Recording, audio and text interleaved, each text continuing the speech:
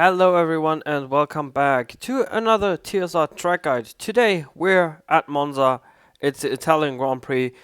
It's round 15 already, 11 turns, and yeah, one of the fastest tracks in the whole world. We have on our hands today two DRS zones we have on this track, and without further ado I would say we jump on board with Maurice, who provided this lap today. So he jumped in to do this lap, and let's see how he can do. Coming around, yeah, Parabolica here. Taking a very wide line there. That's what you want to do, just to get a bit more speed to the straight. So we will see at the later stages of his lap that he will go to the inside there, just to minimize your track time. Now coming over the line, opening up the DRS, and now you're flying down through this straight, coming into turn 1 at around 100 meters is where you want to brake for this first corner. That's a chicane, of course. Everyone will know that there are quite some chicanes around here. Braking down at the 100 meter board, possibly your best overtaking opportunity in the race. So you want to brake a bit later then, maybe just to get past your opponent. But hitting the apex on the right hand side, Maurice misses it.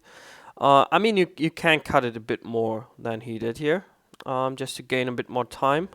And also for this second part, you don't want to cut that because yeah, your car will get loose on the back, and then you might spin. So Maurice doing a solid job here, hitting the apex on the left hand side and quickly up to third gear, which we see here. Now coming to Curva Grande, also a very phenomenal corner, flat out through this whole time.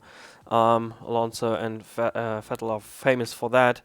And again, 100 meters is where you want to brake for this next left-right chicane, which is yeah, also a good overtaking opportunity if you set up your car nicely coming out of the first chicane. Now, it's also very strict with track limits around here, and especially in this corner, which you will see, hitting the apex there and basically leaving the track in a hole with your car. That's yeah, just to gain a bit more time. And now also for the second part, you want to have the curb right under your car. Maurice missing it a bit here. We will see that it got a little bit wide here. So a bit of understeer because he didn't hit the second part like 100%, but 95. Hitting the gravel on the left hand side, it's also very difficult there not to hit the gravel actually. And then now coming to the Lesmos, where you don't really have a braking point, you want to shift down to 5th gear, 4th gear, even for the extra rotation is Maurice doing. You can do that. Some people opt to hold it in 5th, some people even opt to hold it in 6th. So completely up to you. Just a bit of practice getting in, and then you will be fine and knowing which gear you want to take through the first Lesmo.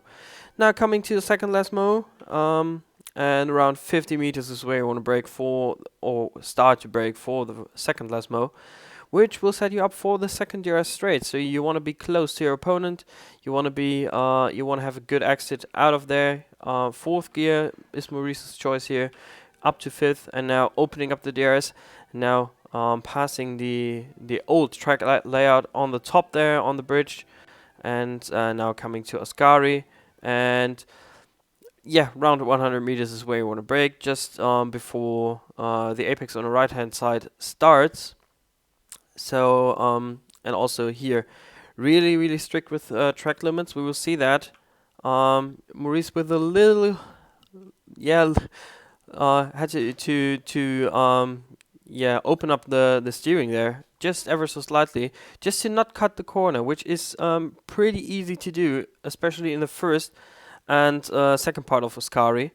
Now you can see he will hit the apex, yeah, basically with the middle of his car, and now also this part, really easy to cut there, and or to extend, whatever you want to prefer for this corner, because it could be either an extend or a cut. So yeah, very easy to leave the track here and get your lap time invalidated. So you want to stick within the white lines. Yeah, not taking too much speed through this corner will be crucial, but also, of course, you want to get fast through this corner, so you want to take a lot of speed through it. So really thin line between sticking with the track limits and being fast. So that's Ascari basically. And now for this last part, you don't want to take as much curb as Maurice did, because we will see that his car will get loose on the rear end. So you want to be a bit more to the right in this case, just hit the apex, but not really just mounting the apex like Maurice does here.